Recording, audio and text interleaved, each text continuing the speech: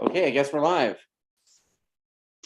Good evening, everybody. I'm Dustin Coiner from TrackDaz. I'm here in Southern California with Ask a Superbike Genius himself here, Richard Stamboli from the fresh and lean progressive Yamaha racing team, brought to you by Attack Performance. Soon to be only Attack Performance Yamaha for World Superbike brand. Yeah, I mean, I know these are the shirts, right? But and they have fresh and lean and progressive on them and stuff, but yes. You know, what I think is really cool is American flag on it, you know, and the you got to represent the country, all the sponsors. Yeah, man. Yeah, so in a national event. Headed to Euro trip.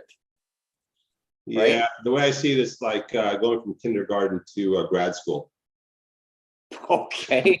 All right, maybe high school to grad school. So we'll see how smart we really are. Are we gifted or are we gifted? You know? Oh man. Yeah, so you guys just came off a pretty epic weekend for the team, right? Yeah, it fought us every step of the way, but we had fun. I mean, the team was pretty chill. I think that's what I enjoy the most out about every weekend. Yeah. There's literally no drama on our team at all. Between the riders between themselves, the mechanics, you know, every part of the team is just harmony, really. I mean, you know, Sarah takes those photos throughout the weekend that I kind of post them on the race team's social media stuff. And I mean, what you said totally rings true, because there's always, I mean, Maurice, Lee, I mean, Will is damn near a comedian, right? He's like he's a cartoon character is what he is. Yeah, Will's got kind of like a dry sense of humor, I guess. Maybe. Yeah, I think we all kind of do. Yeah, I mean, certain people, you know, that you've known this, like certain people you want to hang out with, and other people you're like, man, I really don't want to hang out with that guy because right, drama all the time. Yes. Yeah, so I like to get the first type of person on our team. Yeah. Yeah, we already got a comment or two. Knutson, he's like, congrats to everyone on the team for an awesome year that resulted in the championship and a third in the championship. So, I mean, I think we're going to talk about the laundry list, the gray white numbers. Yeah. We'll talk about the gray white numbers later. Whitepedia. Gregopedia, is that? Yeah, Gregopedia, Whitepedia, whatever you call it. Yeah. So I mean, there's some pretty impressive numbers there, but we still got to talk about the weekend that happened, and I think the biggest takeaway, aside from Jake keeping the number one plate and the race team keeping the number one plate for the third year straight, is that the rise of Campy. I mean, that dude is, man, he's on fire. I mean, after qualifying one, I sent him a text message and I was like, dude, what did you have for breakfast this morning? Because he, Q1, he goes, breaks the lap record, right? And so I was like, what did you have for breakfast this morning? Because whatever it is, I got to get me some of that. He actually broke the lap record on FP1. Oh, the very first practice session. Right. Track record. Well, he did it again. Like I think he did it. He went, 22.3. He did like a 22.5 in FP1, like a 22.3 in QP1. Yeah. That's before getting onto a Q. Yeah. So I asked him, I was like, dude, I got to get me some of that. And he's like, actually, I haven't had any breakfast this morning. Maybe that's the secret. Yeah. He's thinking, Egg McMuffin the whole time he's trying to get the pits. So, yeah, a bunch of people are already commenting on the World Superbike shirts. And you know what? Richard and I were talking about the shirts today, and we may extend the pre-orders for another week just so it lines up with the Superbike weekend. But definitely go to attackyamaha.com, click on apparel, order your shirt right there. These shirts definitely go a long way to helping the team's program for the World Superbike effort. Richard, I mean, am I crazy? Most of this effort's on your dime, right? That's why it's called Attack Performance Yamaha for Yamaha Racing for World Superbike. Yeah. I mean, I This know is above and beyond I know our. that the CRA helped out a little bit, and you know, Yeah, the TrackDaz dudes helped out a little bit, yeah, but but that's, you know, that's about it, right? yeah. I mean, this is above and beyond the agreements we have with all the sponsors to do the MotoAmerica season, same as Daytona. Right, And that was Attack Yamaha racing at Daytona as well. So it's right. really more of a shop project, but you know, we're always goal and challenge oriented here. You know, if you Yeah, don't push yourself, you don't learn. And right. I think it'll be really cool to go there in their backyard and, you know, mingle with those guys a bit and see what we can do. Yeah, I mean, you know, after the weekend, didn't Petrucci pay Jake an epic compliment? Yeah, I mean, we were standing there waiting to get interviewed. He came out, and I think he maybe just finished his interview, and he was chatting us up a little bit, Jake, myself, and Corn Dog, and we were talking about the old Ducati that he tested in Mugello a bunch of years back, and then this particular Ducati and pitfalls with having no frame and things like that. So we're kind of going over some of the technical aspects of his bike Yeah, and why he was struggling with it, especially that track. And yeah, then he said, man, he goes, I've raced with Marquez and Quattraro and a number of other top level MotoGP guys. And he goes, no one has put 4 seconds on me in 2 laps. dude, that's a hell of a So that was a compliment. hell of a compliment. Jake's like, thanks. You know? Yeah, I mean, you know, we kind of shit on Petrucci a little bit earlier. Yeah, early on, we didn't really know the guy. I mean, everyone said he's a really nice guy. And Yeah, it's the last conversation I had with him. And he's you know, he's pretty complimentary. He was pretty smiley face, and maybe he was just happy the season ended. I don't know. well, you and I talked about this a little bit, but I mean, we did kind of shit on him, but at the same time, the things that he was saying were what we were really shitting on, not really him personally, but Yeah, as we were talking, we realized that maybe the things he was saying would have sounded better in his native tongue. yeah. I mean, if he spoke proper English, no, he speaks pretty good English. I don't think he was. You know, Italians are kind of emotional. Latin, you know, like that type of blood. Hugging and kissing. Yes, hugging, kissing, crying is their specialty. You know, so you know, we're all kind of drab and boring on this end of the pond. But yeah, so they're you know, the Ferraris and Ducatis and lots of style and lots of emotion, you know. Yeah, So yeah, when he had that big crash, probably was the fastest one he's ever had, and he right. was pretty fired up, and you know, Yeah. said a lot of It stuff. seems, it seems like he genuinely is a good dude.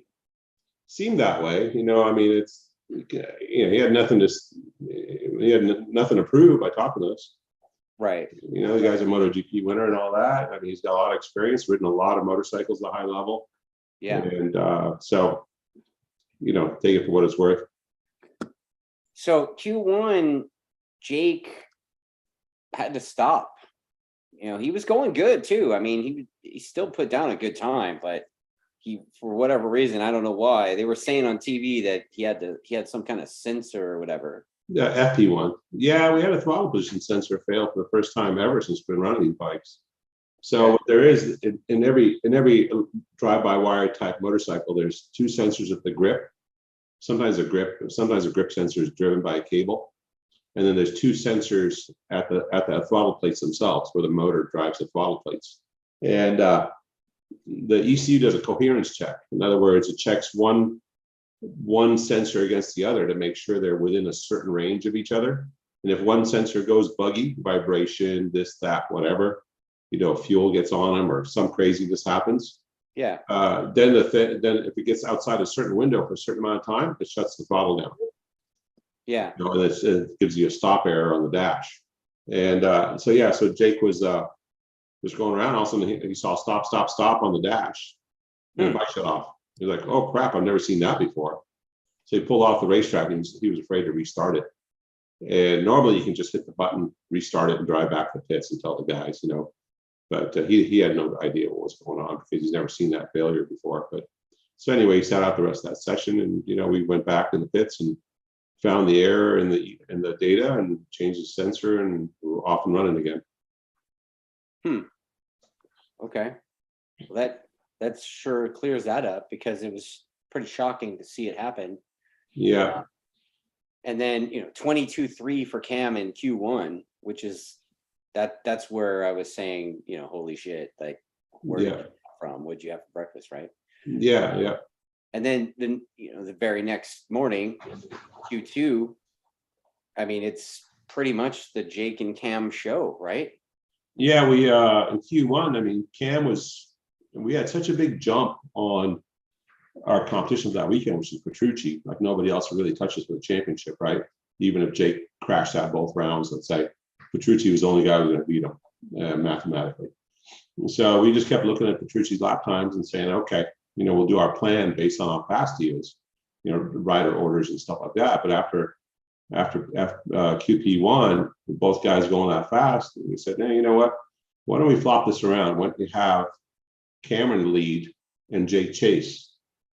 And Jake actually said, hey, I learned a few things about some stuff that Cameron was doing. Like, he was overslowing for some of the flowing corners. Yeah. Because Jake's pretty much an acceleration guy, right? He was overslowing for some of the corners. We saw that on the variants, and he went out, chased Cameron, and did a 22 flat. Yeah. By not overslowing some corners. And so that was pretty impressive. Almost. I mean, again, like, we broke the track record 3 times that weekend. Yeah. Pretty impressive. And race lap record too, right? Yeah, I do believe so. I think we did in race 1. Race 2 wasn't quite as fast. Right. Yeah. So, and then it looked like Matt Skoltz kind of caught traffic in bad spots and stuff, and he's kind of an emotional dude. And post race, he's like beating up on his gas tank and stuff. Yeah, I didn't see that. Yeah, so I know he was going pretty good at one point. But he was going good. I mean, he was fast. I thought for sure it was going to be a 1-2-3 Yamaha, but there was some weird stuff that happened. Like, Jake crashed out. I mean, not Jake, but Cameron crashed out. Yeah. I think for sure it'd been a 1-2-3 Yamaha. Race one, basically, all 3 boys got out, and they were all fairly close to each other. And then Cameron started getting his wind, and Jake made a little mistake and came back to Cameron, and Cameron's like, aha, because we told him, he asked, I go, what's the team orders? I said, the team orders that you have 2 things you can do. You could beat Petrucci and help Jake that way, take 5 points away from him if you win, or you can give up a position and help Jake that way if we need it. And we went in there, a few points up. What was it, 4 points up or something like that? Yeah. Wasn't very much. And so I said the best thing you can do is probably try to win and make sure Petrucci doesn't get that first place spot. Because it was dry, and the next day it might be raining. If Jake isn't able to run away with it. And so he's like, cool. And so with that in his head, he went a little anxious, I think, and tipped over at turn 2. Okay. Yeah. Okay. So Jake did a 22.9 on lap 2 in race 1. Yeah. Wow. But then on lap 4, he, for whatever reason, he messed up or something and did a 24. Like, I didn't understand. Yeah. I think he got a little pumping or something, and he just about, up over that rise and just about ran off the racetrack. So just check up a little bit. And that's when Cameron caught up to him. He said, right. Cool. And Cameron was ripping off some 23s. And he said, cool, I'm going to go for it. And then he fell over. Yeah. So the broadcast also mentioned that Petrucci had a 5-second penalty for jumping the start. But then the next day they said that it was overturned. I guess they protested it or whatever. And apparently they said they took 3 hours studying I don't know. Are there like multiple camera angles of the start or something? I think their jump start deal is not very high tech. I think the grid marshals are watching each. I don't know if they have a camera there. I think they do. They have a grid camera, and the grid marshals are watching the guys starting, and I think they get something in their headset that says lights out. And so then they watch and see who jumps, and they call a jump start, and they go back and review the footage. But the angle I saw from some cell phone image of Petrucci starting, it had like in the corner that showed Jake's rear wheel. And you could see that Jake's rear wheel moved pretty much exactly the same time that Danilo started. So to me, it looked like it was a good start. Yeah. So Tom Hobson went over there and looked at a bunch of different camera footage just to get a clarification on what happened. And from what I saw, it looked like a good start. Like 2 or 3 cameras looked like a good start, but the grid camera thought, whoever was there, or the grid camera, I didn't see that footage of the grid camera, and it looked like a jump start. But the broadcast footage didn't look like a jump start either. So I think that was a good call. Probably they should have probably waited to call the jump start till they had a chance to review the footage, because he missed the podium ceremony. Yeah, he did. PJ got it, and he had to. And then they bopped PJ back, so you can imagine the guys were celebrating. Yay, we got a podium! Yay, we did it on a podium. Yeah. Womp, womp, womp. Yeah, exactly. Right? But it seems like it was the right call to overturn that. Yeah, I think so. Right on. And then I guess during that same race, Escalante crashed and the grass caught fire, and the corner workers jumped in and put that thing out quick. Yeah, I mean, I guess I was, during these races, I'm kind of watching the splits. Yeah. Calling out to Will on the pit board, like what our position is, how many seconds back we are, how many seconds forward we are. Right. And now he can give it to the riders and have to turn around and try to figure out where he's at. Then we had some other stuff like a down arrow if we wanted Cameron to slow down, let Jake pass and things like that if he was up front, and if he needed the position, but it didn't turn out like we needed to use any of that at all. Right. And then I guess before the race too, Corn Dog effectively said that you guys didn't have anything special or anything different for the weekend for Jake. It's treating it just like any other race. Yeah. Well, apparently Ducati guys thought we had special tires. Yeah, I was gonna ask about that. What's the deal with your special tires, dude? We're gonna call it the Geo conspiracy.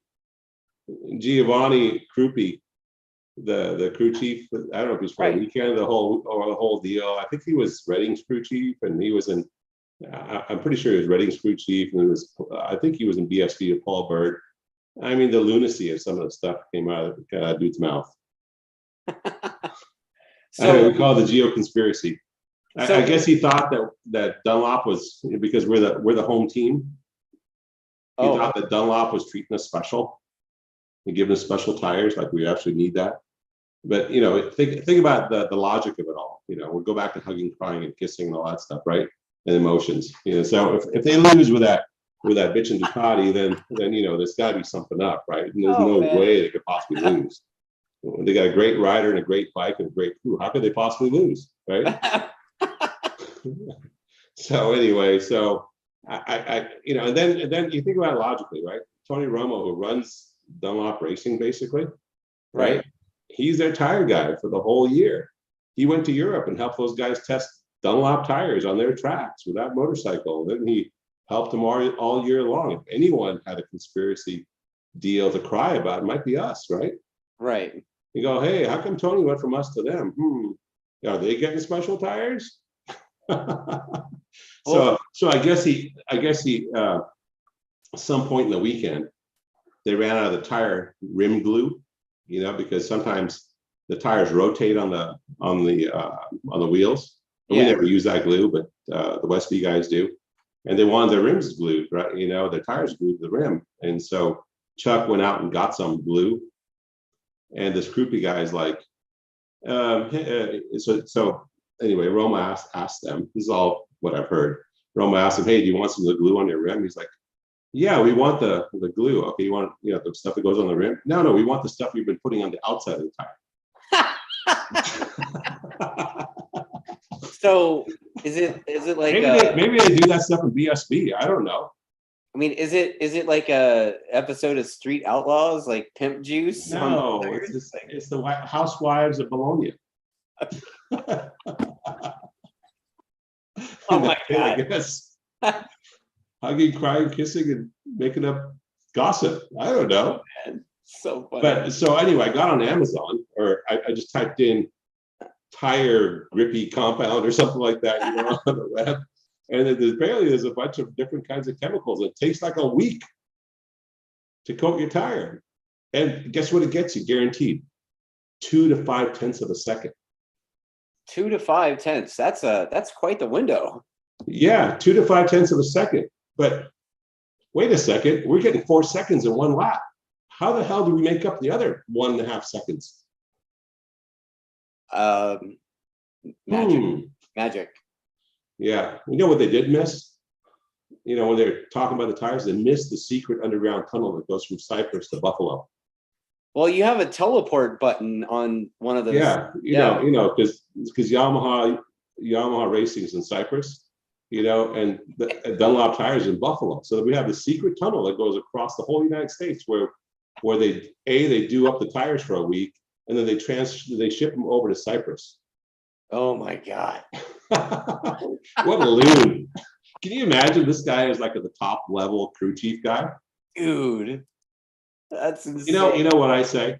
I say, instead of coming up with ridiculous horse shit, how about you just go out and test your bike with a rider at the proper tracks and try to improve your chassis?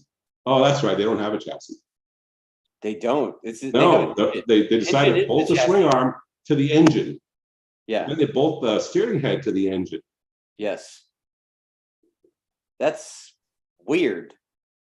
Well, it's not weird. It's just style. Well, remember, it's all styling. Ducati's about the styling, which is nice. They have a nice styled motorcycle. But apparently it doesn't work around Barber or Brainerd or Road Atlanta. Well, they did win Road Atlanta after Jake crashed. Or any of the tracks. Well, I mean, last year you said the biggest problem with that Baz had was the stupid single-sided swing arm. Yeah. Correctly, I think that was almost a direct quote.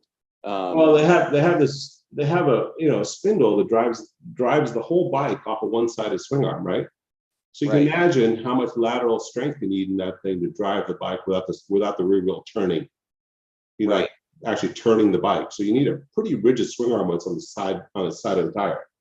So I don't know, but I would guess that they don't have enough movement in the tire to give the guys any real feel for how much grip they have on the edge. And more than likely, the Pirelli's probably got a little more flex in it, in the carcass, and they're able to extract something. Maybe they got that secret tire sauce on their Pirellis. Pimp juice. But you know what, though, on a World Superbike, they give you the tires the day you have to use them, like that morning.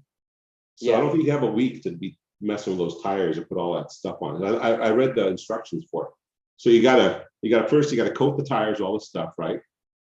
And then you gotta take a blanket and cut it into strips so you can wrap the tire. And then you gotta put it in, and you gotta do it real fast with all the chemical on it, like 2 or 3, 4 or 5 coats. And it takes like hours to do one tire. And then you gotta put it in a plastic bag for like 3 or 4 days. Oh my God. Yeah, and then you gotta take it out of the bag and let it cure for another couple days in the air to let the stuff off, so no one knows you got the secret sauce on it. So you got to spend a week with each tire. So if you multiply that times how many tires we use in a weekend, 14 or 15 tires, Walker and I'd be back there doing this shit all day long instead of building engines or chassis or swing arms or gas. You have the special tires. What do you need special engine stuff and swing arm stuff for? So we shouldn't buy any tires of the track. We should just go get them from that secret tunnel in Cyprus. Yeah. What a clown show. Oh man. That's can they just be gracious and say, oh yeah, we got our asses kicked. Sorry. Oops. Oh man. I guess they had to explain their position to Giabatti, and say we lost because they're cooking their tires or they're doing something silly. Oh man, that's. But I mean, I guess Rick Hobbs, he used to be a Yamaha employee, so he's out to get them. And Tony Romo, he used to actually work for Yamaha, and he's out to get them. And Wayne Rainey, he used to race for Yamaha during the Grand Prix days, so he's out to get them too. Yeah. It's starting to sound like one of those "nobody loves me" things. It's conspirazioni. Like a drunken old Italian for conspiracy. Like, nobody loves me. Yeah, it's ridiculous. Anyway, So back to what we're talking about. Okay, so race 2, it was like the Cam P Jake shake and bake thing, right? Yep. I mean, it looked like early on Jake had pace to make a pass. And then it just looked like, I don't know why he backed off, but it looked like he backed off and just kind of mailed it in, knowing that Petrucci was so far back. Yeah, you know, on that warm up that day, we had a vibration in Cameron's bike. Mm-hmm. And so we're like, is it the tire or is it the engine? We couldn't see anything really definitive on the data. So we're like, you know what, let's just swap the engine. And because we had a couple of spares, they're all ready to go, and they're all like in the prime of their life, you know. Yeah. And so we pop another engine in there, and he rolls out with the same tire he did morning practice for the sighting lap, because we changed the tire on the grid to a new one, you know, so it doesn't let that thing scuff or heat cycle or whatever, right? Right. And so he went out, rolled out, and comes back in the pit, comes back on the grid, and Lee radios back, says, "Hey," he says, there's still a vibration in the bike. I go, well, I don't think it is a tire or the drive chain. It's obviously not the drive chain. So anyway, they swapped the tire in and there was no vibration. But anyway, through all this conversation we're having in the truck, Jake's obviously paying attention. Right. And he sees us swapping engines, this and that. So he goes out for the race, and guess what? His tire rotates. Maybe we should have got some of that crazy groupie glue. Pimp juice. Yeah, geo conspiracy glue. We need some of that. Yeah. So anyway, his tire rotates and gets a vibration. He's like, oh crap, is this thing gonna blow up? So all he's thinking about is about lap 10 on, that I better finish this race. So he just let Cameron basically go. Oh, because he thought it was gonna blow up or something? Like, yeah, it turned out to be a tire vibration. That's it. So was it giving him anything on the dash, telling him anything crazy or anything like that? Nothing crazy, just had that feeling, you know, like it got a lot of shake, and you know what, I'm just gonna bring it home. And that's what he did. I mean, it just nailed it in. And Cam had the biggest smile in his face after the race too. I mean, it was, you know, to win the last one of the year. Our 50th win. Yeah. Our racing R1s, can you believe it? And since 2018, we've had 50 wins. You know what? That's part of my Gregopedia facts. Oh yeah, sorry. Come on, man. Did I steal your thunder there? Oh, no, I mean, I was gonna do this whole like Greg White edition. Okay, the tribute to Greg White, dude. The jury should disregard those comments. Go on, Kelser. Yeah. I mean, look, you know, you guys have had 99 podiums since 2018 and 50 wins. Cam P getting the 50th win, which is that a silver anniversary, right? Is that what they call it? I don't know. I think that means that you got to paint your bikes red and white next year. I think. Is that right? Why? Right? Because they do. Don't they? Doesn't Yamaha do like a white and red one? That was a 50-year one, wasn't it? I mean, yeah. I don't know, man. I'm not painting the bikes red and white. Well, no, they did 50th, and every 10 years. So I think the racing one is every 10 years it's white and red, and then the Yamaha in the US is every 10 years yellow and black. But I mean, that just shows you, like, for one team to get 50 wins and 99 podiums, how great that R1 is, as far as like all the technical we have like pretty technical tracks, you know. They're just not outright power. Some tracks have power, and we've won at those tracks, and a lot of our tracks are very technical. You know, a lot of cornering, a lot of acceleration, pick it up and go, a decent amount of braking, things like that. So it just comes to show you what a great chassis that Yamaha is. Yeah, I mean, last year, you know, I'm looking at the stats here. Last year, Tony Elias was a fill-in rider, and he podiumed on the thing twice. And yeah, the first race. Yeah. So,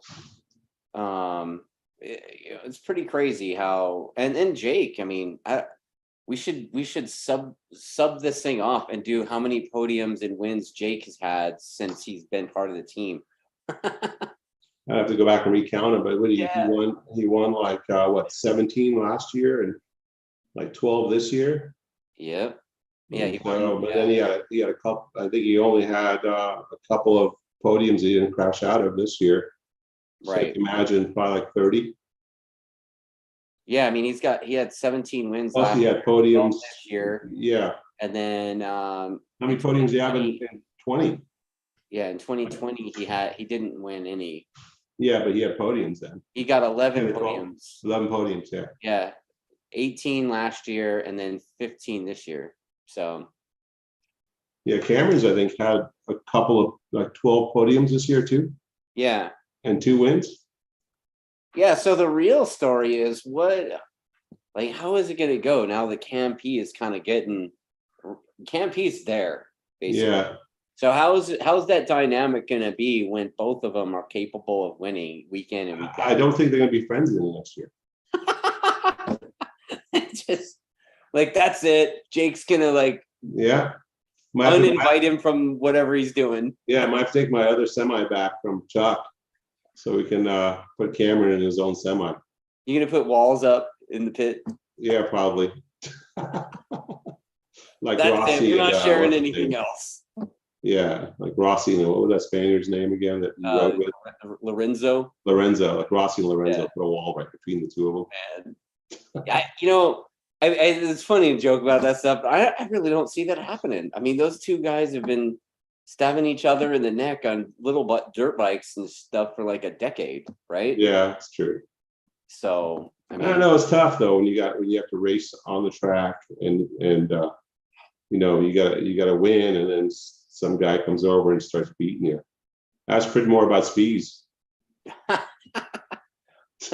I mean, Pridmore has been around, dude. That dude was like the Yosh. He was like the odd man out at Yosh, and Yeah, he was teammates with Nicky Hayden, right?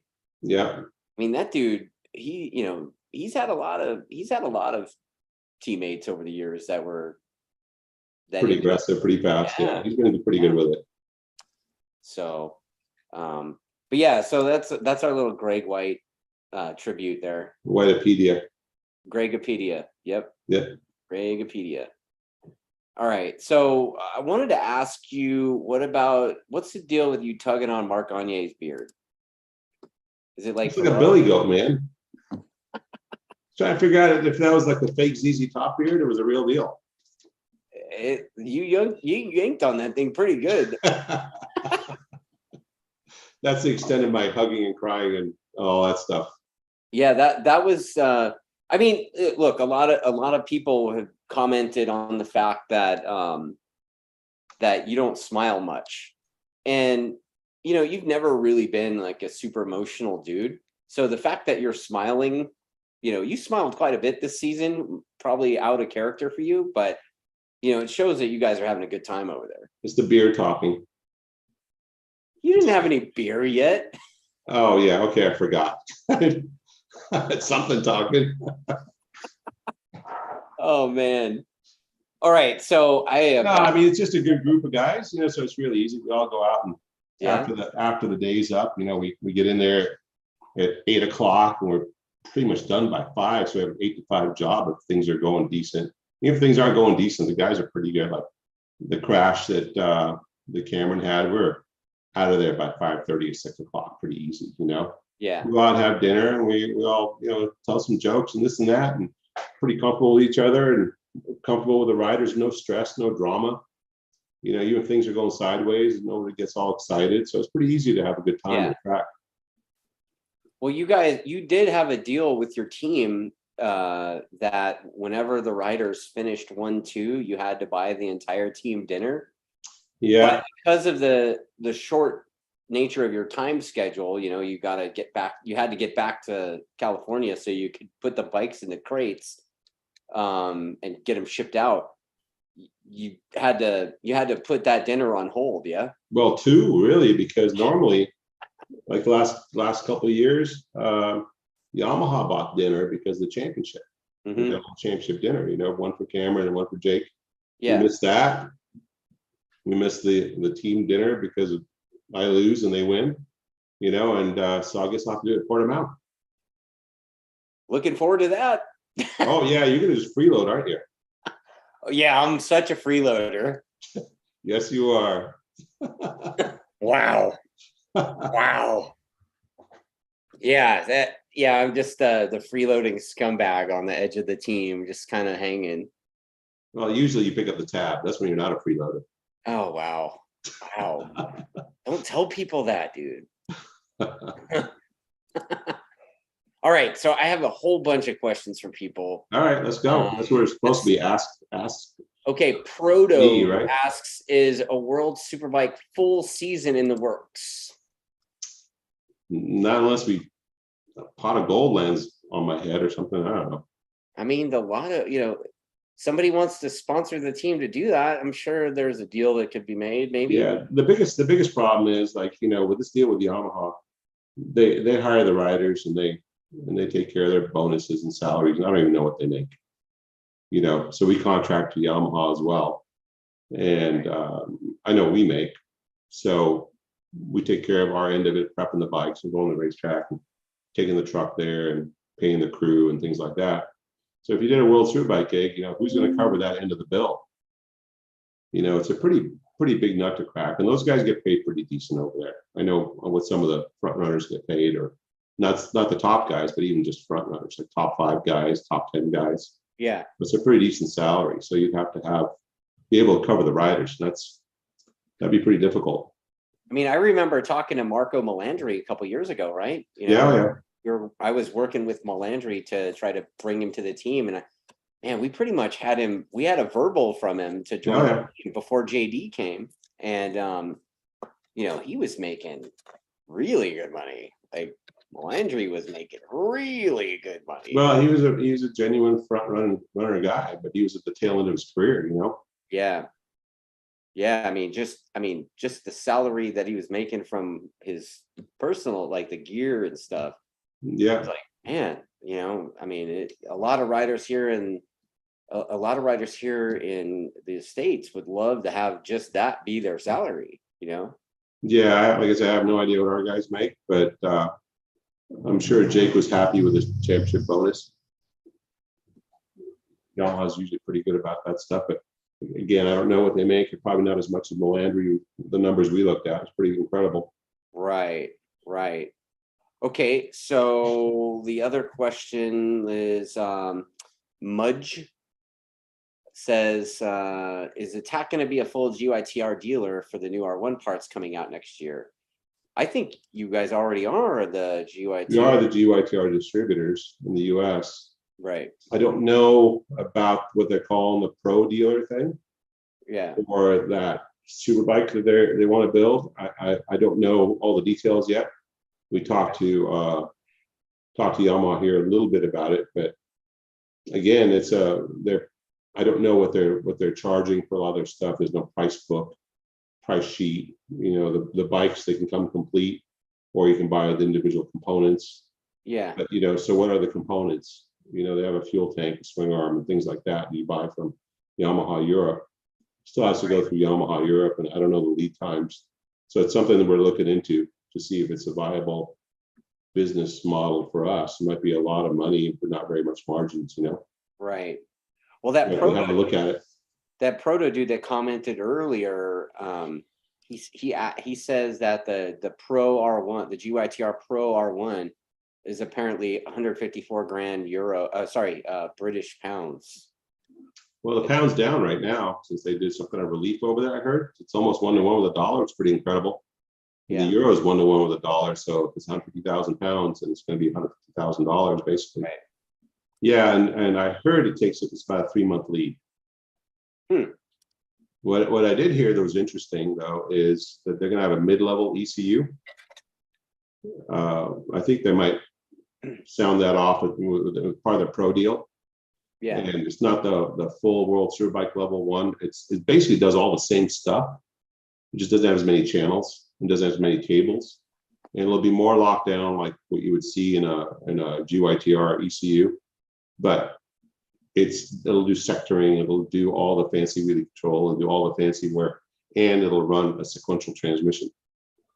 So it's pretty interesting. And I don't know what that's going to cost yet, but they'll be releasing that, I think, pretty soon, and the information on all that. So that part's pretty interesting for guys like maybe Flinders and a few other guys in the paddock that don't want to go and get the full system because they'll be blown away by all the options in them. Right. You might get lost, even though we would support anyone that's in the paddock that's running a Morelli system, let's say a World Superbike system, we'd support them.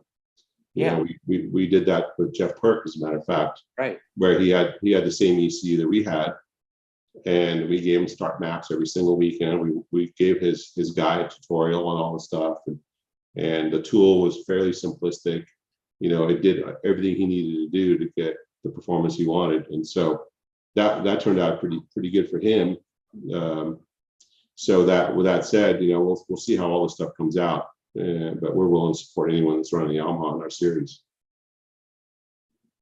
That's, you mentioned Jeff Perk. I mean, just a little side tangent here. Like, rumor mill is that Perky is selling his Gerloff, 2019 Superbike.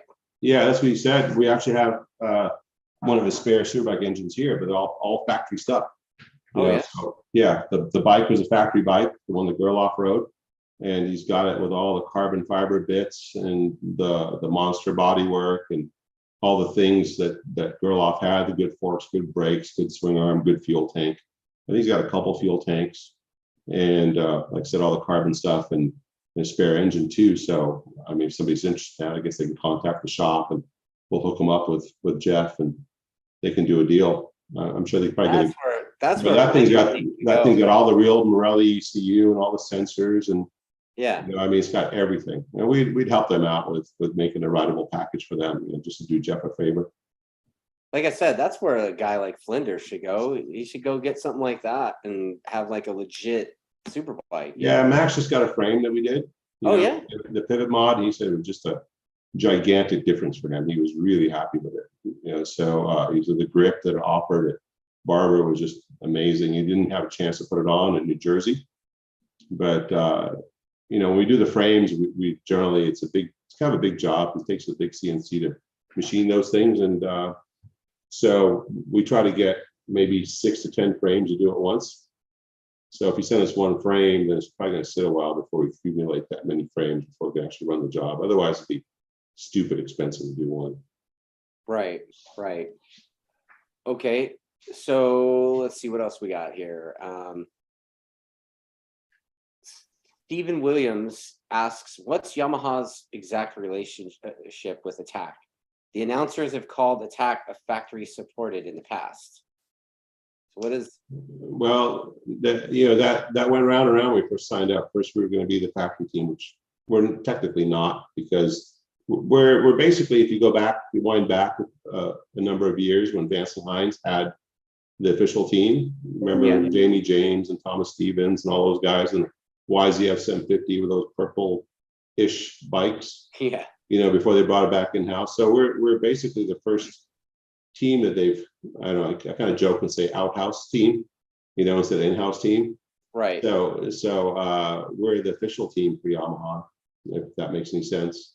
And we just basically contract to them to do their bidding. They supply the riders, we supply the equipment and the transport and the crew.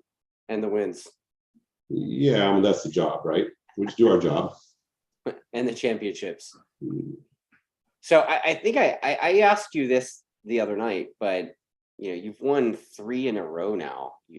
3 Superbike titles in a row. I mean, you've been at this game for a long time, and now you're the man. Like, you're winning the Superbike title every year. Like, how do you? Number one, how does that feel after all the work that you've put in for 20 plus years? Number one. And then number 2 is, how are you going to stay motivated? I mean, it's pretty easy to stay motivated because you have to beat yourself, so you got to do better than you did the previous year, because no one's going to be sitting on their butt. And you go do these wild cards and things like that, and you challenge yourself all the time. So it's a constant, never give up. And always have that, we used to say, the intestinal fortitude to keep driving forward. You know, Right. when you think things are going sideways, like for instance, by Road Atlanta race 1, we were what? Petrucci had scored 75 points, and Jake scored, what did he score? 13, something like that, or was it 16 points versus Something 75? At that He point, was a lot of he was teams in the way like, back. yeah, a lot of teams would say, "Oh, there's no way we're going to do this." And then we were on a roll again, and we put ourselves back. But if you would have just counted the 2 crashes he had, we would have won the championship at New Jersey. Right. So when the things get kind of ugly and go sideways, I mean, both guys crashed out and both guys zeroed out, which is, I don't think it's ever happened to us, where both guys are out one race, Right. you know, at Atlanta. So it's really easy to get demotivated. We just drive forward. It's a challenge. You just keep pushing the whole time. So that one's internal. And then number 2 is there's going to be teams coming, like Cameron. I hear he's going to be on that BMW, and that BMW is not slow, and that team's pretty good, and they look like they're well funded. Yeah. You know, so they have all the makings of a championship winning team. So you got to think, well, and they have a pretty fast engine. So, and then Cameron wants to test probably at places where he knows and learn that bike really well, Buttonwillow, you know, Thunderhill. or Thunderhill and places like that. And so they'll have a good package. And if Petrucci comes back and those Ducati guys take all the information that they have, they're going to have a good package too. So there's no way we can sit on our hands. And the Westby guys keep pushing forward. They keep getting closer and closer and closer. They keep learning a lot, you know, and Matt is going faster and faster and faster. You see it as we go up, they go up, and so on. So it's like a step function. You just got to keep getting better and better and better. Never relax, never go backwards. So that keeps you motivated, knowing that there's going to be some competition out there. And the third thing, of course, is shame. You don't want to lose. I know you hate losing. Yeah. I mean, that's just like it. So never mind the past. You're just wanted to keep winning, basically. Is that what you're saying? Well, you want to keep doing a good job. I mean, if the rider goes out and he loses because of some reason or another, just doesn't strategize well in the race or makes a mistake, that's one thing. Like, you know, somebody crashes out and like, well, they crashed out. What can you do? Nothing you can control, but you want to do a good job up until that point where you release the motorcycle from the race and go, okay, it's up to you now. We did everything we can do, and you want to do the best job possible to that point. Right. You know, after that, all you're doing is calling out the gaps and hoping the guy does a good job. Right. Okay. Karen Torville and also Jimmy Avila, they kind of have the same question. They're a couple, so probably watching the show at the same time. What did you have to do to get the wild card invite, or how does that work? Just write Olga an email. She runs the the show over there. You know, CC Scott Smart and say, hey, we want to come and do a wild card. And they're like, are you for real? You know, he said, yes, we're for real. And this is the rider we're going to bring. And they go, oh, what's your rider? Okay, yeah, all right, cool, yes. And like that. Okay. All right. And then let's see what else we got here. So Karen says, you'll know who's running the secret sauce when you can smell the barbecue sauce during the race. Karen, I'm gonna take that one. That's what happens when you walk past the Westby pit. You smell barbecue sauce? Yeah. Right? We see the barbecue sauce on Chuck's shirt. Usually, yeah, and between his teeth, right? Yeah, he's talking to you. He's like, yeah, man, that's some good ribs. You know, speaking of that, I was looking at this tire junk, you know, that they sell on Amazon. Yeah. In some of these speed shops, I think it's really like flat track cars or something like that, where guys use the same tire over and over and over again for weeks at a time. I don't think it's for somebody like us who throw tires at it like it's, you know, nickels. You know, like every session you got another tire. But so some of them were vanilla smelling. Vanilla smelling? Yeah, it's like vanilla scent. Scented tire. Hey, your tires smell like vanilla. You got that vanilla sauce on there? Oh man. Well, it reminds me also. It reminds me, undetectable. Yeah, well, it reminds me of like the Aussie burnout cars, right? Where they smoke pink or yellow or red or blue. Yeah. Whatever. Oh, really? I haven't seen that. Oh yeah, man, they do these like the sauce they put on the tires too. I don't know what the hell they're doing, but somehow they get these things going, and it's like a giant smoke show. I don't know how they get the tires to smoke a color, but The people who are watching this, they should just Google tire traction, whatever, go on Amazon and then read the instructions of that thing. It's like, holy crap, you got to spend like a week and a half with this tire just prepping it. what I want to It's know not time for that. what I want to know is where you found the time to read that. Right before the show. I guess, dude. I guess. Well, I mean, I heard guy, man. this conspirazione Krupi, I heard he was talking all his nonsense. So I'm like, I'm gonna look this stuff up. Oh my I God. like to have a few facts. That's ridiculous. What was that? It's Italian for conspiracy. I just make sure the Italian listeners, all 3.5 of them, would actually understand what the hell I'm saying. Oh my God. Okay. I'm sure I said it very badly. Okay, Matthew McComber says happy that Cam got that win, even if he himself admitted that Jake didn't fight him for it.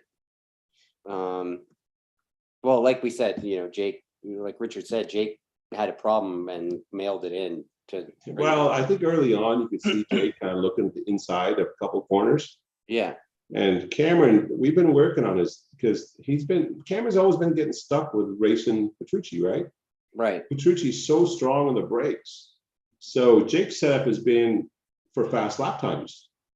And Cameron's we've been setting him up to fight, like hard braking, set the front end so you can really clamp the brakes and the thing doesn't, tip over on its nose and things like that. So for passing. And so Cameron's kind of molded into a pretty deep braking guy.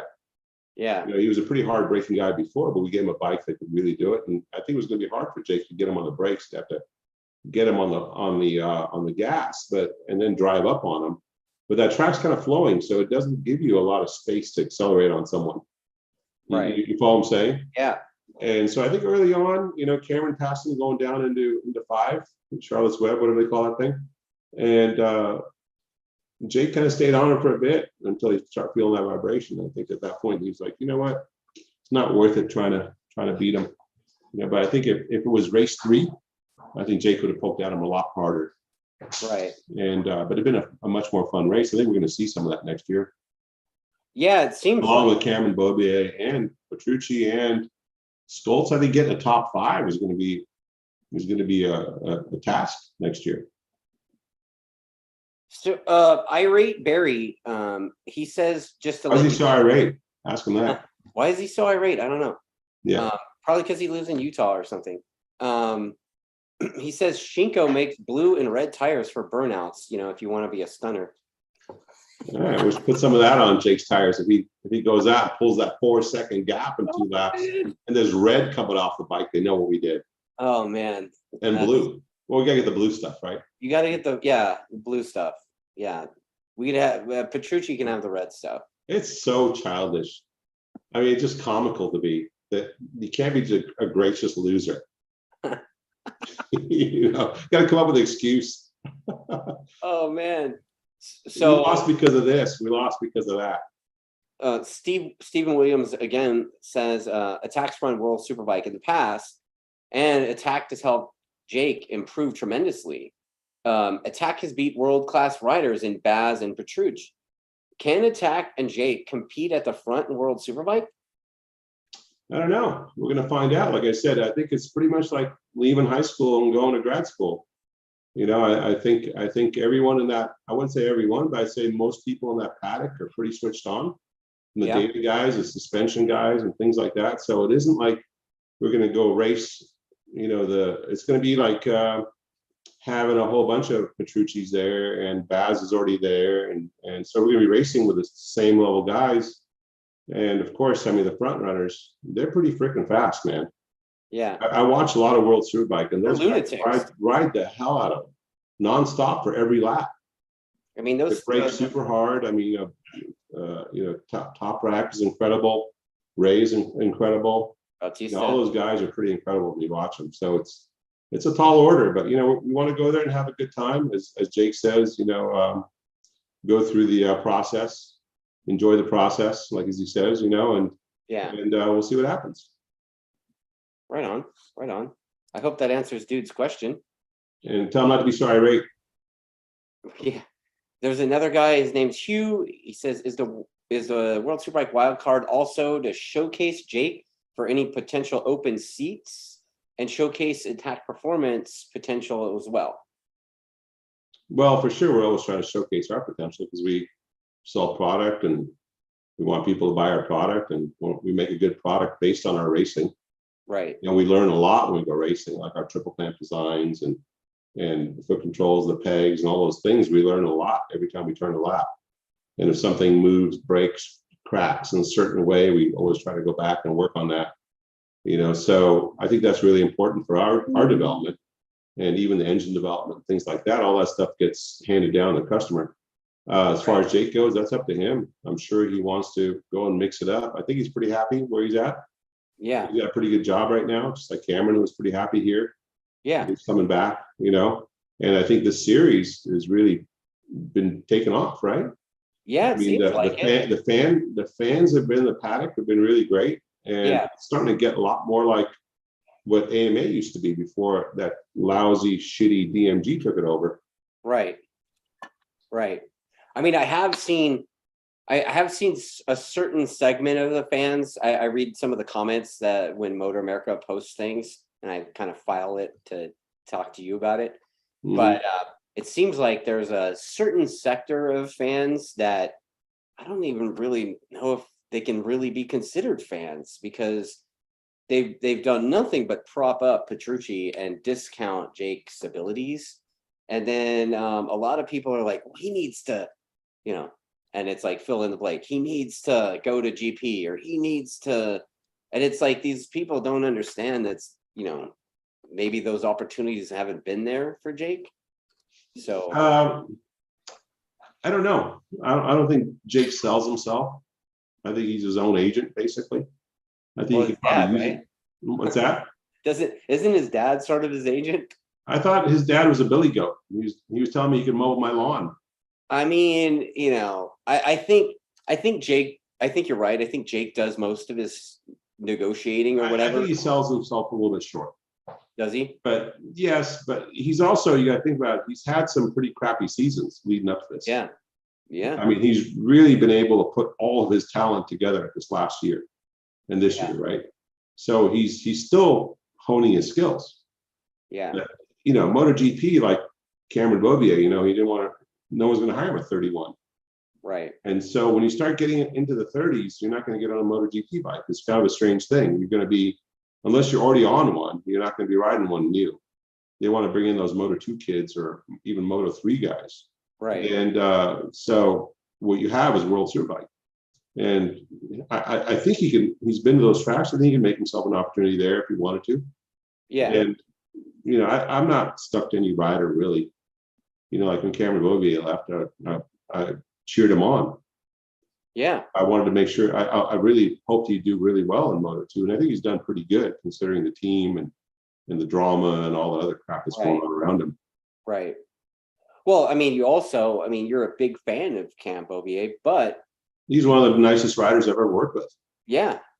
But you're same also with Jake, same with Cam also looking forward to beating his ass, right? I mean, I feel bad for him. We're going to have to punish him hard. Yeah, dude. Yeah, I still like the guy. I mean, us talking like that, I mean, that might motivate him even more, but I don't think it will. It will. Yeah, maybe. You know, he's probably going to punish us a few times, but we're going to try really hard to punish him. Yeah. Yeah, that's great. All right. So there's let's see. Matthew McComber says, what do you guys Attack throwing the bikes in the crates, or are you guys making any changes, trans, etc. before the World Superbike round? I think a little bit of stuff, right? A little bit of stuff in the colors and the logos, you know, so Attack forms gets bigger on the side of the bike, and some of the other sponsors like Freshly and Progressive go down. CRA goes on the bodywork, you know, American Flag goes on the bodywork, and his number changes to 33 because we couldn't get to 32 because Vinales has 32. And yeah, obviously we can't run number one. I think that's Top Rack's number.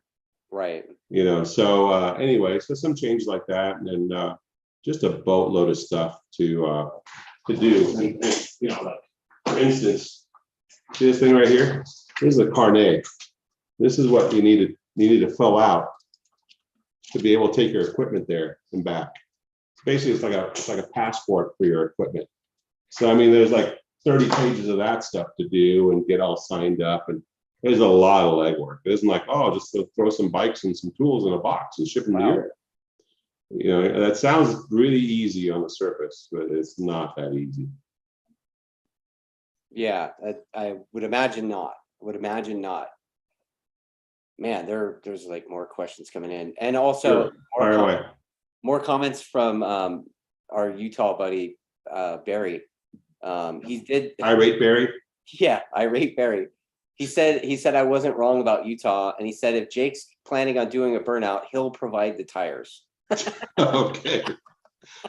I think Jake's lately been doing stoppies. Yeah, man. Like he's all. You know, I think somehow I put it in their head that he's got to be like Stop Rack. Stop Rack. We were talking about how hard those guys break at the test. So he started practicing like braking hard, and now it's like he's been doing a bunch of stoppies. It's kind of funny. Yeah.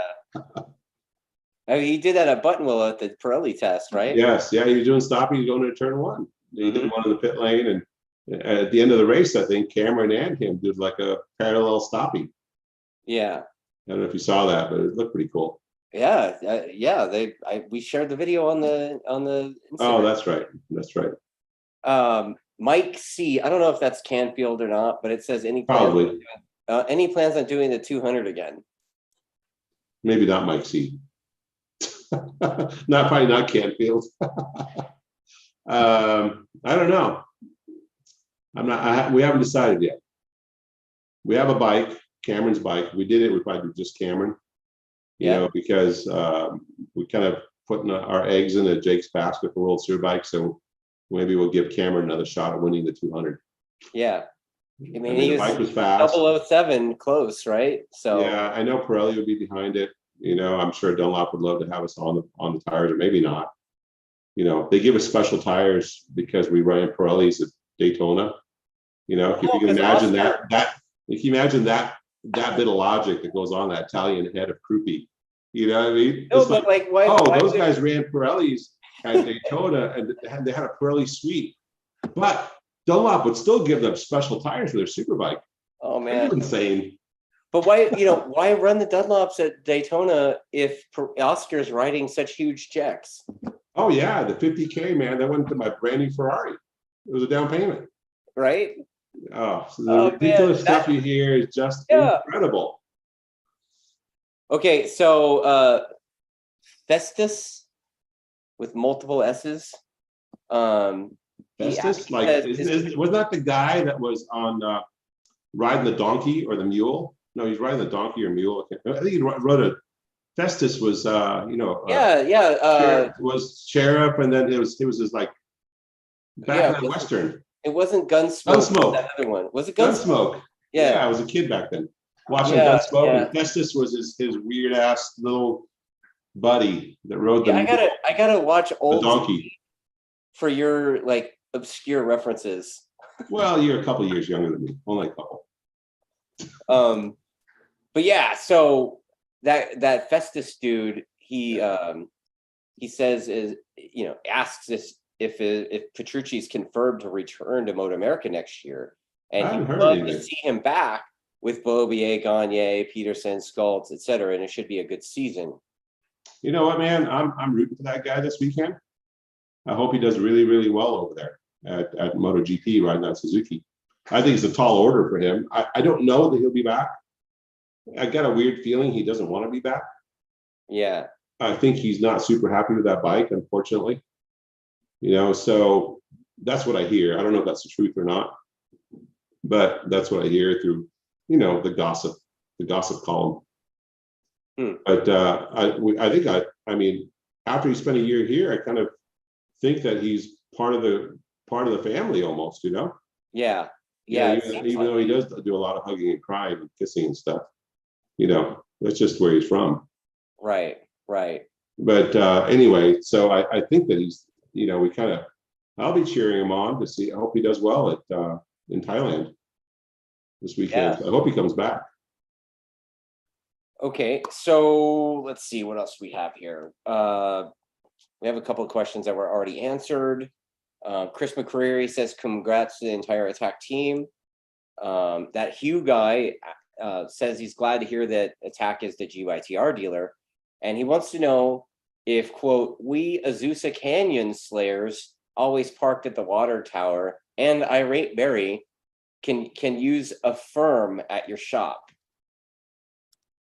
A firm, I think that's that credit deal where you buy stuff and it's like $20 a week or so. I don't know.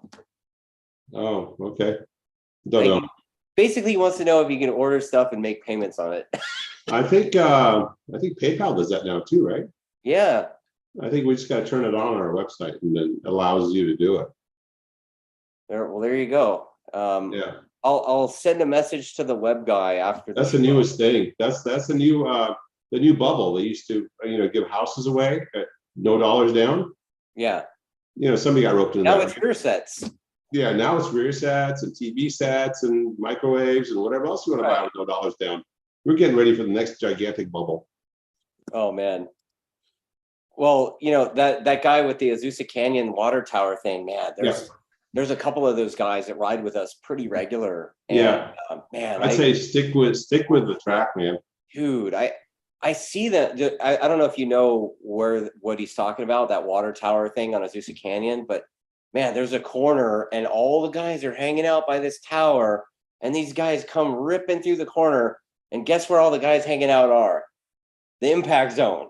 Yeah. And every time I see that dude, I'm not going to say his name, but every time I see that dude post those videos, I just shake my head because, I mean, I've seen it before, actually. A couple of years ago, a guy crashed right there and wiped out a bunch of people. I think I used to do that when I was a kid up in the rock store, Yeah.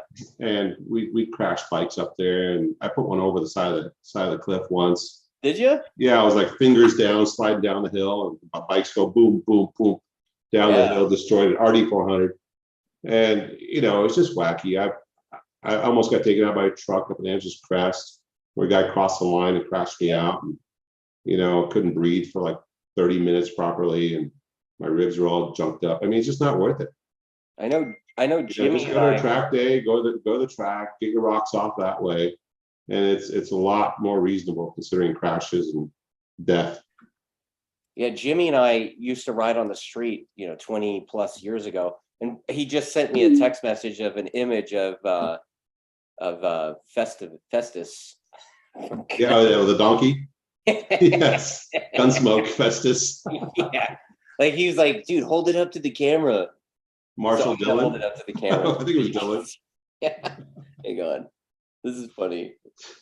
Like, this is the kind of crap. This is the level of quality here. Yeah, that's Festus. I remember him when I was a kid. Yeah, dude. Donkey. Whenever I hear Festus, I think of that guy. Ridiculous. Jimmy and I were on the Angeles Crest Highway one time. We came down around this left-hander, and a bus was coming up the other way and crossed over into our lane, man. Yeah. That same thing happened to me with a construction truck, and just about hit me head on. Ended up crashing me out on the side of the road. I mean, it's crazy up there. But one thing we did do, though, is kind of getting off the subject here. The CRT bike that we built in 2012 and 13. Yeah. Yeah, Rap rode that thing to Azusa Canyon. They closed the road off. I think it was Azusa Canyon. Shut up. Really? Yeah. How did I not know that? Well, it was for that episode of Top Gear. Oh, that's right. Okay. Then we went to Fontana, and Rap had his flight thing. So then they had Bobby Kwong come and fill in for him. Yeah. He's wearing the Rap's leathers and all that stuff. You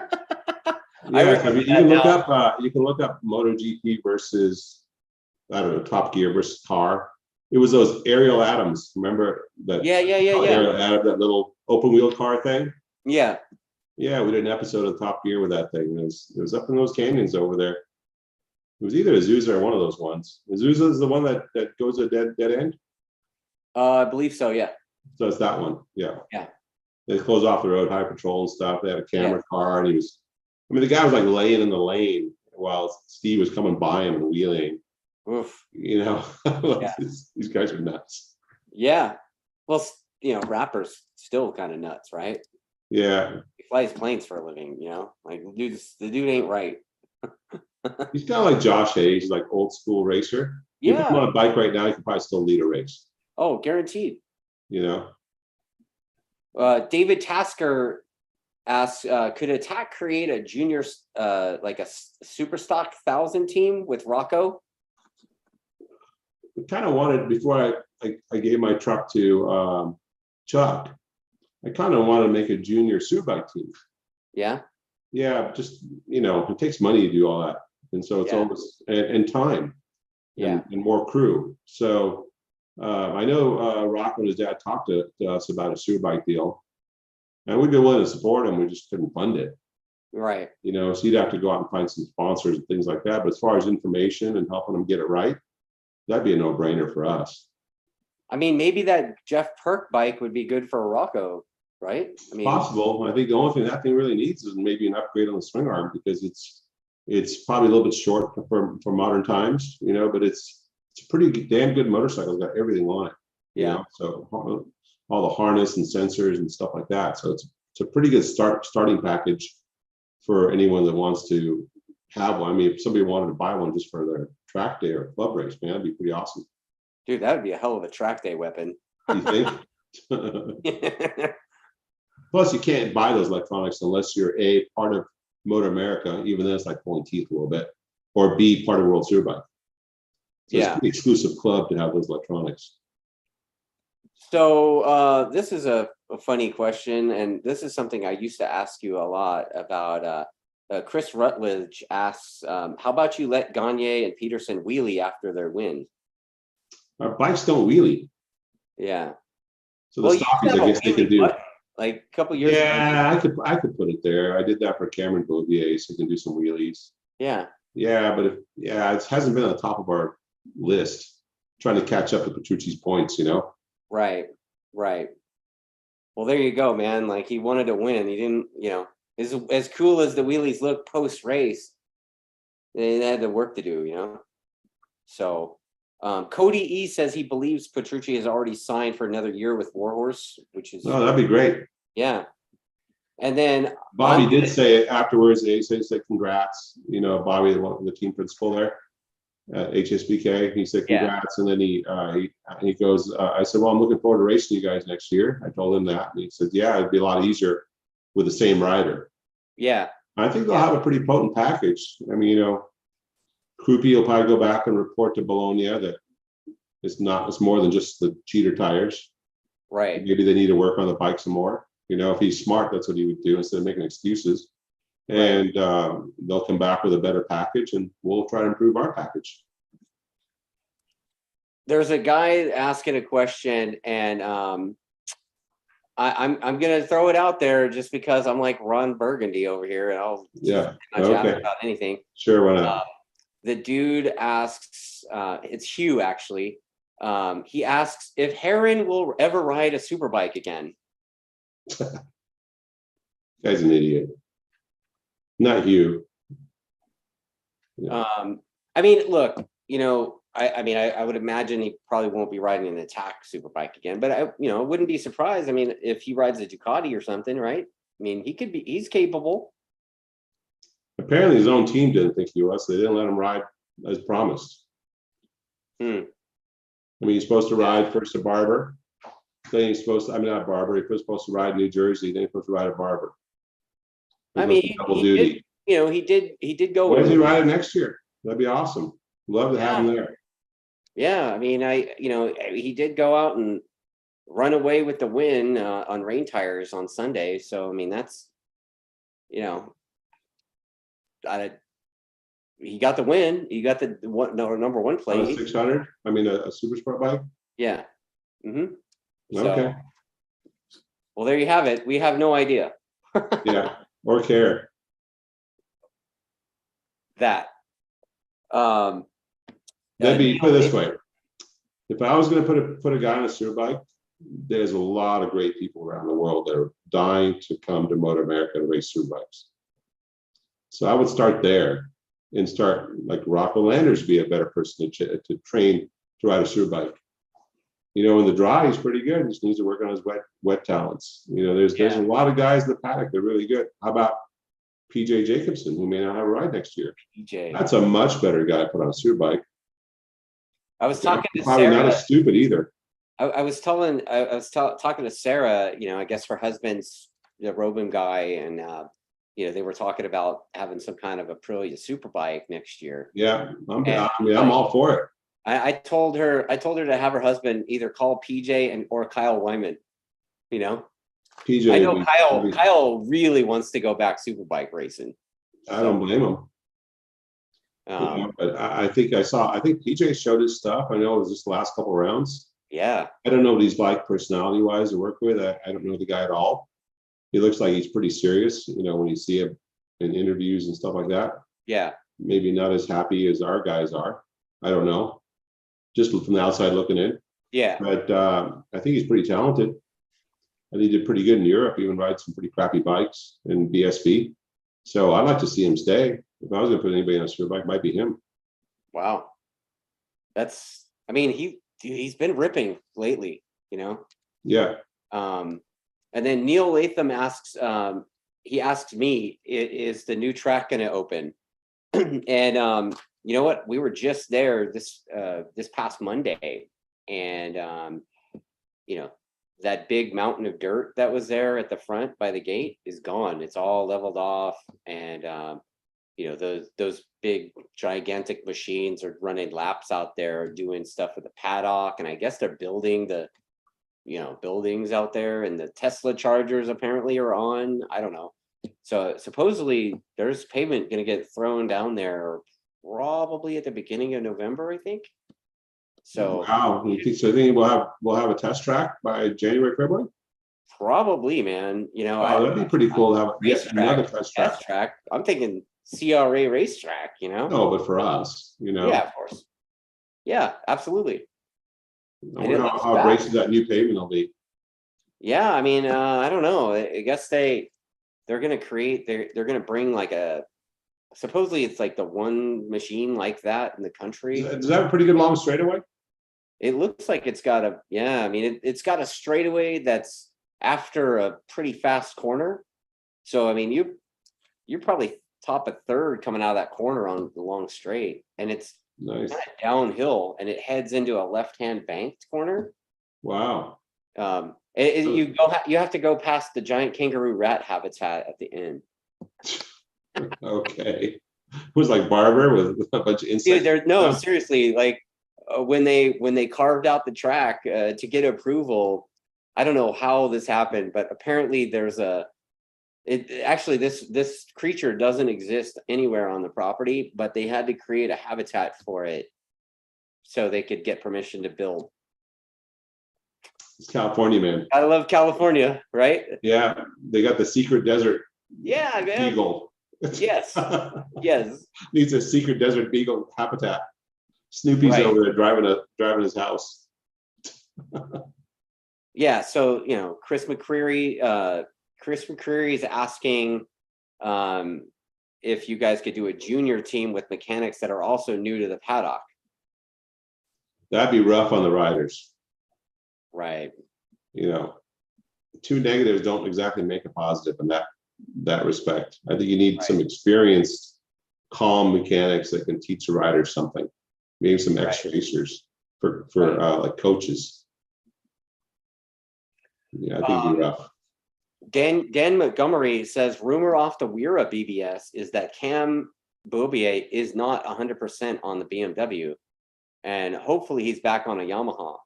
I think the Yamaha, the reason why he's not back on a Yamaha is just not a slot available, right? He would. Yeah, no, I think he would. I don't know. I can't speak for Yamaha internal what they're thinking, but I think he's a favorite over there for sure. He's on their wall over there in Georgia, right? Their little hero wall they got there. So I think he would have a job pretty easily if there was a slot open. Right. Yeah, that's the only thing that makes sense to me. And then Barry says he's pretty sure this has been answered in the past, but does Jake and Cam P race in any club events to keep themselves, quote, in shape, or is it mainly just testing? We test quite a few times in the off season, and I think Cameron does a lot of moto stuff, and I think Jake runs around with his dog in the mountains. I don't know. Yeah, like Jake is basically in the mountains like Rocky IV, like Yeah, probably. beating up on the dead cow and stuff. Like, Yeah, you know, in Siberia. yeah. Is that the Well, I one? mean, that's Colorado, right? Like, Well, a little different, but yeah. I mean, you know, it snows and stuff there, right? I mean, he's at high altitude, so when he Mhm. comes down to race all us mere mortals, Right, I think it feels pretty easy. right. Um, Chris Rutledge asked, does Corndog ever get upset? That dude is always so calm and cool. Perfect crew chief for Gagne for sure. Oh yeah, I've seen him get a little fired up. Yeah. Not crazy though. It's funny. I texted you after race one. See, let me tell you a little something about how our team works. So Here we go. he may not realize this, but this is the way it works. So he'll come up with an idea, and I'll challenge that idea, right? Or even with Marshall, right? Yeah. So we got our little Three's Company, or the three Musketeers, or the Three Amigos, or whatever inside the truck, right? So they'll come up with, what's that? The Three Stooges. The Three Stooges, Yeah. But Yeah. but anyway, yeah, I don't know which one's which, but somebody slapped somebody around. But so we'll challenge each other back and forth. But every now and then somebody might get their feelings hurt. Okay. That's all I can say. Well, I did send you a text message Saturday after the race, and I basically accused you of elderly abuse for having Corndog have to walk up onto the podium. Oh yeah, you love that. He said, I want to see him do it. Yeah. And I'm like, dude, I just rode 200 miles on my bicycle like last week. So what do you mean? But he did send me a message back like almost immediately. I was like, wow, dude, you sharing what I said? Well, I mean, I would say right to him. It was funny. face. I would say the same thing to his face, right? Yeah. But he's like, you're not far off. I did comment to him. I said, hey man, I said, we've now had 2 suspension guys in the paddock got a heart attack. Yes. And he goes, oh, I got to get back on my treadmill. Yeah, man. His rowing machine. I said, you got to take care of yourself. Well, I mean, that just leads up. I mean, let's just chat about Lenny for a second. The K-Tech dude. Yeah, I don't know him, but I mean, I barely knew him, honestly. I mean, I was at the IMS show several years ago, and he was working for Nitron Shocks, and he had a booth right next to ours. Lenny did, and so I spent 3 days basically listening to Lenny tell me how great the Nitron Shock was, right? And then several years later, fast forward to like 2015. I get this R1 go and want to go racing, and Lenny hits me up. He's like, hey, you need suspension for your bike. I got you covered. And I had, he literally gave me, he didn't know me from anywhere except from hanging out for a weekend at IMS years before. And he gave me all the K-Tech internal cartridges and the DDS shock or whatever.